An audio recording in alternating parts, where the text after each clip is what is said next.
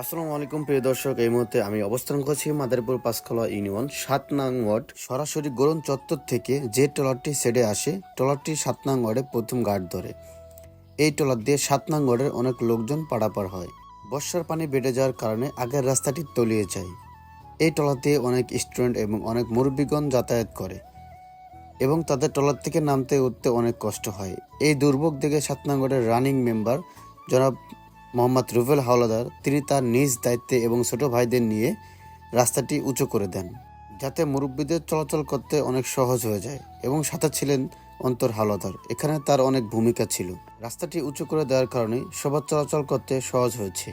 বর্ষার পানি বেড়ে যাওয়ার কারণে পানি দিয়ে সবার হেঁটে আসা লাগতো। এখন রাস্তাটি উঁচু হওয়ার কারণে সবাই সুন্দরভাবে চলাচল করতে পারে। ধন্যবাদ ৭ নং ওয়ার্ডের রানিং মেম্বার জনাব রুবেল হাওলাদার এবং ধন্যবাদ অন্তর হাওলাদারকে এত সুন্দর একটা কাজ করার জন্য।